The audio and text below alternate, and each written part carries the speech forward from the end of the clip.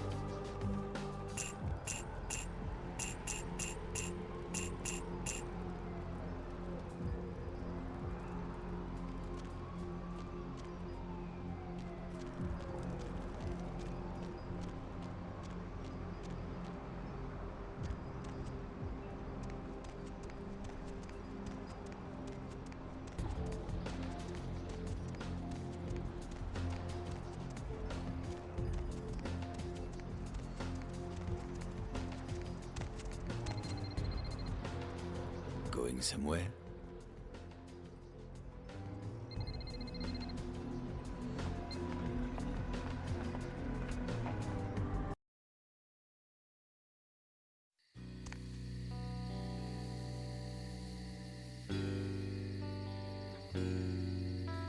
You. What are you doing here?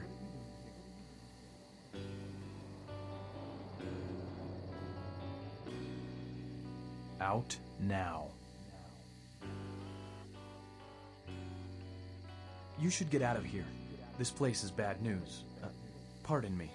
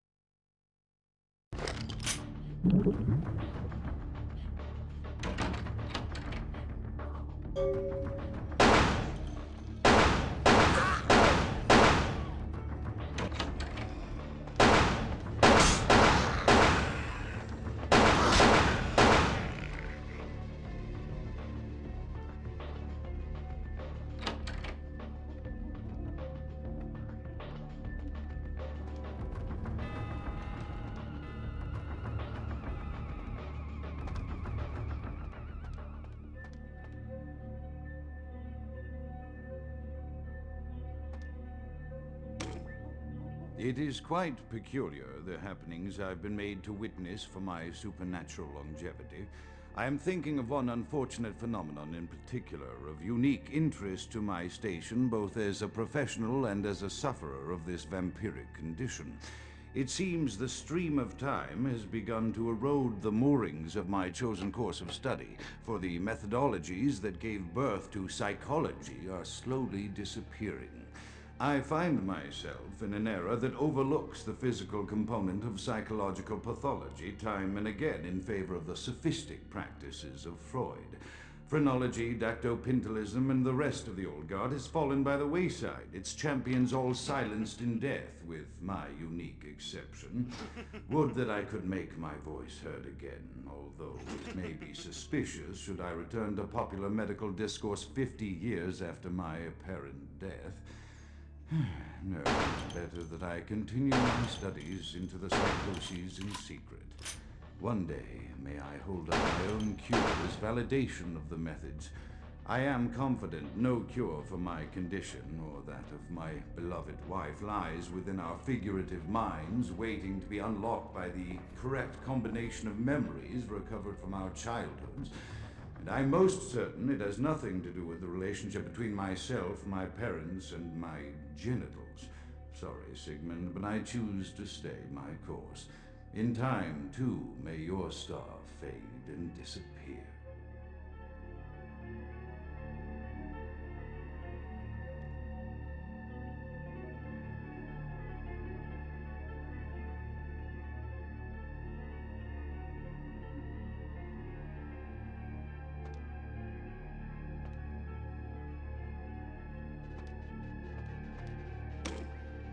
Another unfortunate casualty to tide of time, insane asylums.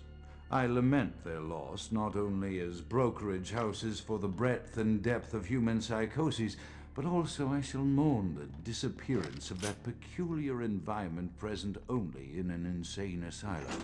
That palpable atmosphere of blistered brains and churning bowels, the odoriferous melange of freely flowing bodily humors, that gently rolling cacophony of distant sobs and screams, the muttered cursing at perceived enemies, and the blissful gurgling of the lobotomized, like a newborn babe discovering the sky.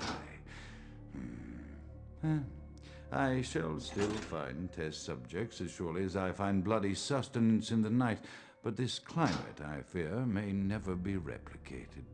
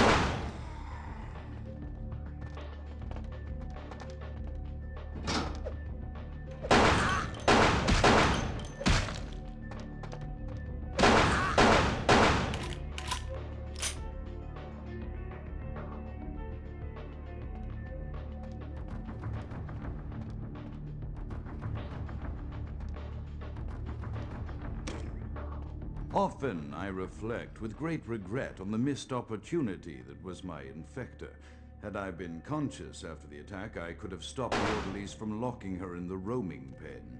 What I would give for just one interview, a few simple questions of the plague-ridden woman who met her end that dawn. Of course, there is no guarantee she would have been any more helpful than my current crop of test subjects, mewling wretches. Few could be called enthusiastic. Given the nature of the tests, I cannot expect the same fervor from all, but a modicum of cooperation would be appreciated. Animals. The one called John went so far as to gnaw off his arm and escape into the floorboards like some feral rodent. I still hear him scurrying about at night. He must be making an atrocious mess in there.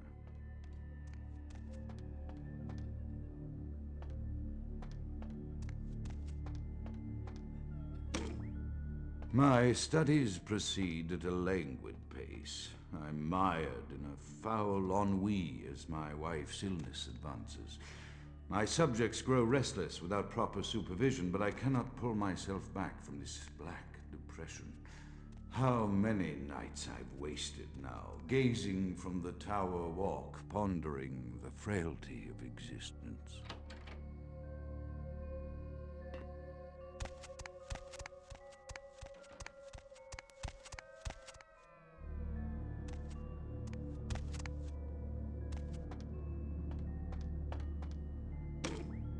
My studies proceed at a languid pace. I'm mired in a foul ennui as my wife's illness advances. My subjects grow restless without proper supervision, but I cannot pull myself back from this black depression. How many nights I've wasted now, gazing from the tower walk, pondering the frailty of existence.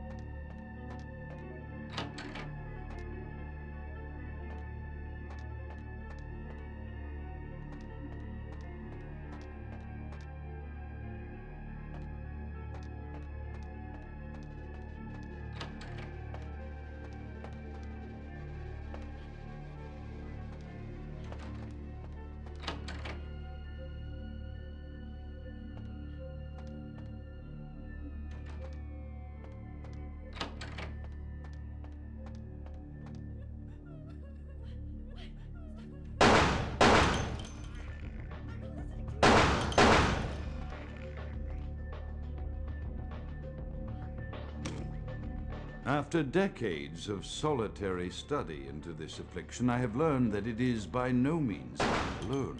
Indeed, the city is home to an entire society of similarly afflicted individuals with whom I've only recently made contact. They are an understandably standoffish sort by and large, but I have been able to confirm with them that the condition is indeed vampirism, which apparently comes in a multitude of strains, each with a spectacular set of symptoms such as invisibility and even a sort of lycanthropy. Through numerous official interactions with the governing body of this secret society, I have concluded that their fundamental understanding of the vampiric condition is woefully lacking and mired in suspicion and pseudo-religious dogma that would make a Turk balk for its strictures. Indeed, they seemed impressed with my studies and the eloquence with which I was able to present them. Apparently, the typical sufferer of my particular strain of vampirism is far from the vanguard of the King's English. So impressed were they that they even offered me an office in their government, a rather high office by the sound of things. I believe I shall accept. If nothing else, it should provide a lofty vantage point from which to observe the breadth and epidemiology of the affliction, so that I may move more expeditiously toward a cure.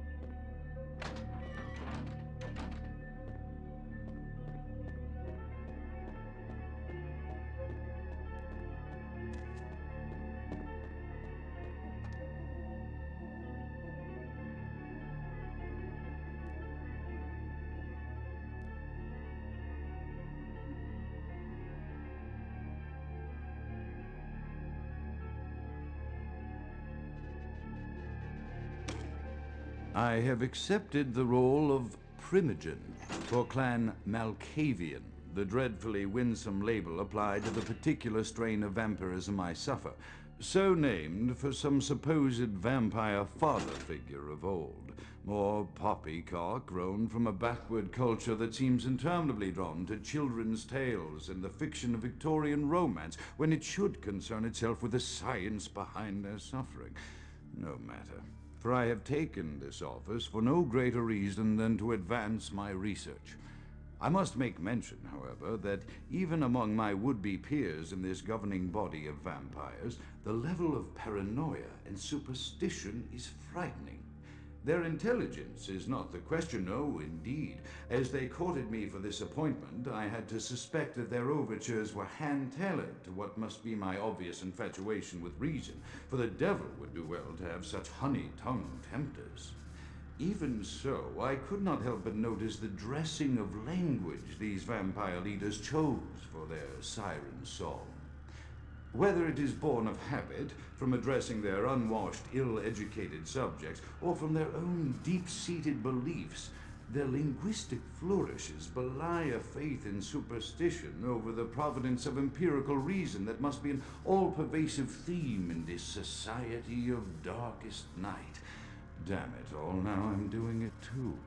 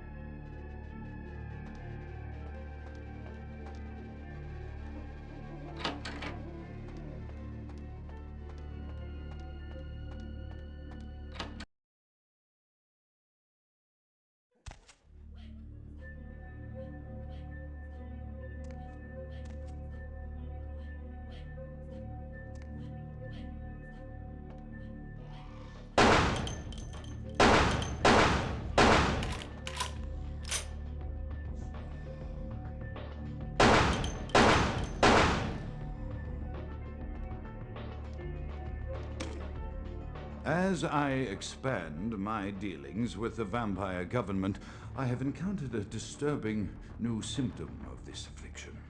Frequently, in conversation, I will hear voices emanating from other vampires, voices that are not their own, but which seem to have insight into their lives beyond what I could gather from simple conversation. These voices seem to echo from deep within my fellow vampires, and I cannot be certain if this symptom belongs to my strain of illness or theirs, for the voices are various and inconsistent.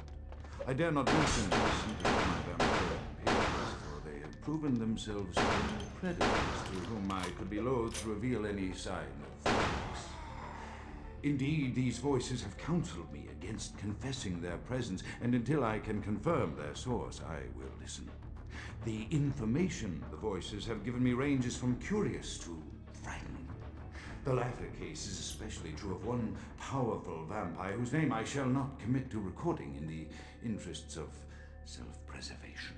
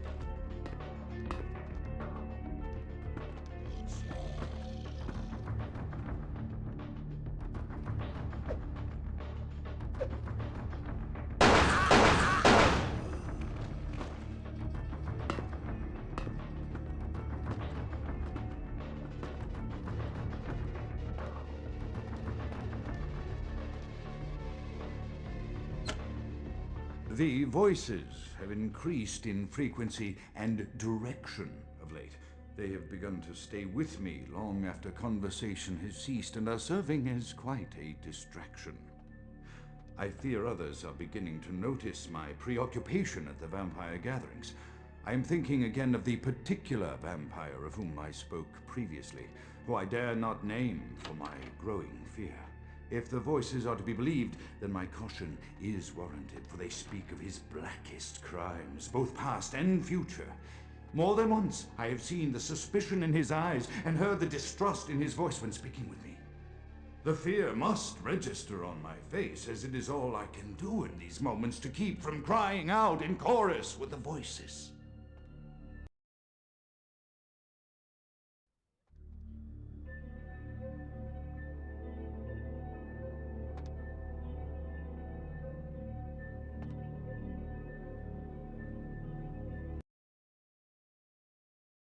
The voices have increased in frequency and direction of late. They have begun to stay with me long after conversation has ceased and are serving as quite a distraction. I fear others are beginning to notice my preoccupation at the vampire gatherings. I am thinking again of the particular vampire of whom I spoke previously, who I dare not name for my growing fear. If the voices are to be believed, then my caution is warranted, for they speak of his blackest crimes, both past and future. More than once I have seen the suspicion in his eyes and heard the distrust in his voice when speaking with me. The fear must register on my face, as it is all I can do in these moments to keep from crying out in chorus with the voices.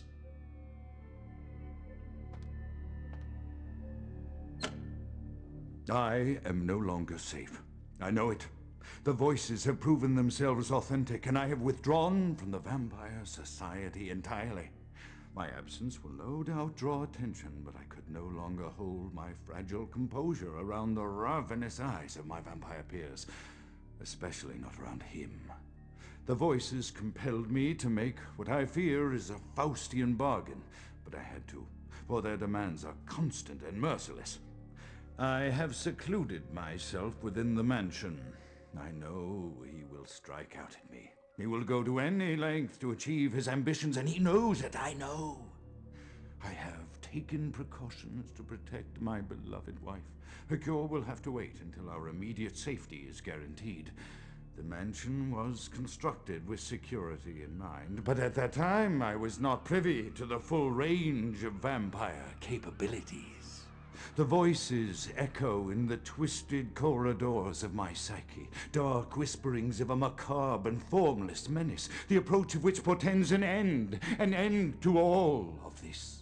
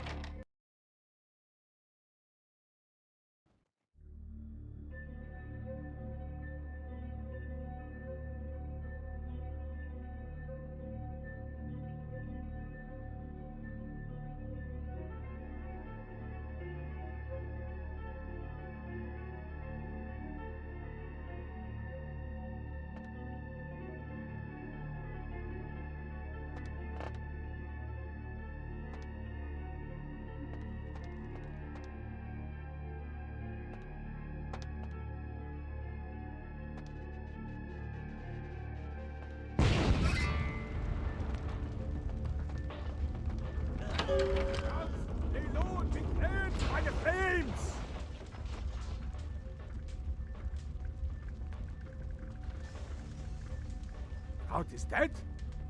Pity it could not be by my hand. No matter. Soon your self-made kings and false prophets and all who bear the mark of the beast will be washed from the earth for the coming of the Lord.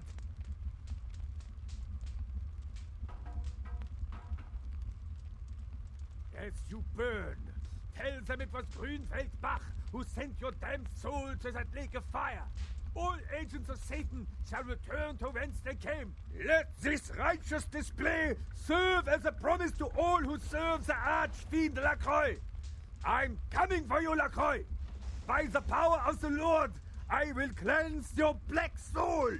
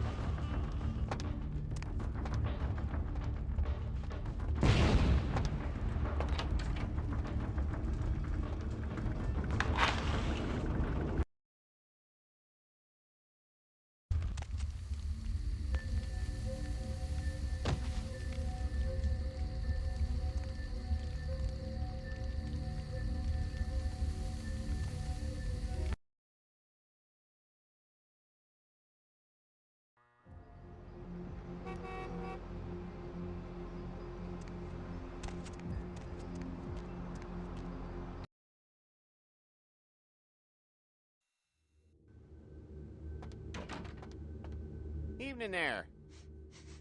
Something burning? Ooh, smells like someone burnt the burgers.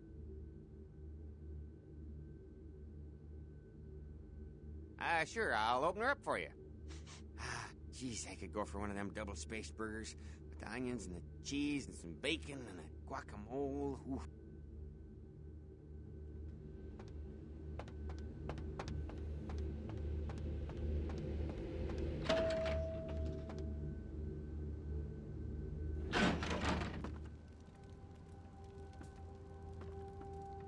The Primogens still haven't been contacted by Grout. I thought I made it clear that you were not supposed to come back until we had heard from him.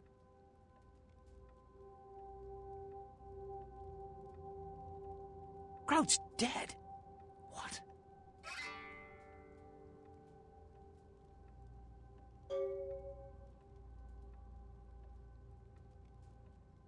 Bach! Every time I think he's lost the scent. So, Bach killed Grout to draw me out.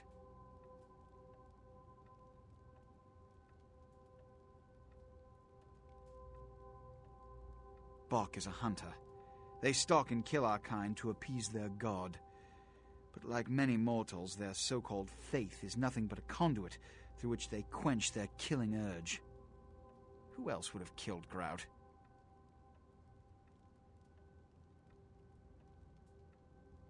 Let you finish. With whom do you presume you're speaking? Look at me.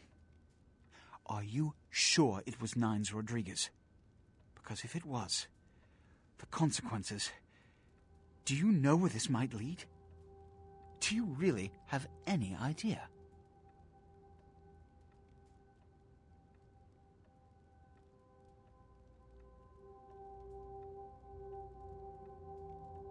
It means, under most circumstances, I would call a blood hunt on the murderer immediately. However, the anarchs of this city may interpret such an action to be a declaration of war. I do not want a war with them. This decision will take some time. I need to confer with the Primogen on this. In the meantime, I've come to a decision on the Ankaran sarcophagus, and I believe that for the safety of the inhabitants of this city, we need to place the sarcophagus under Camarilla protection until its contents can be confirmed. This also is very important, so I need to call upon your skill once more. The Ankaran sarcophagus was quietly delivered to the Museum of Natural History a few hours ago. I would like you to bring it back here for safekeeping.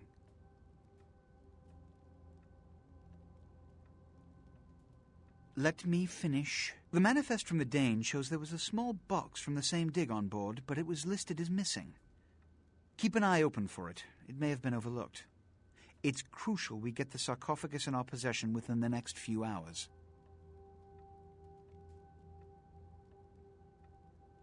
Yes, of course. Here. I can't have one of my representatives running around ill-equipped for their task.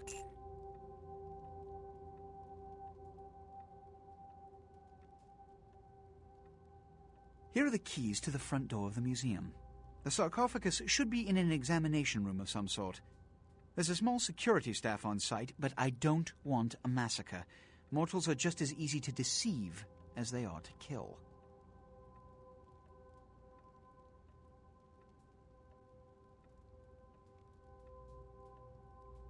There is a degree of immediacy attached to this task. Work fast. And, as on the Dane, you are not to open the Ankaran sarcophagus for any reason. Excuse me.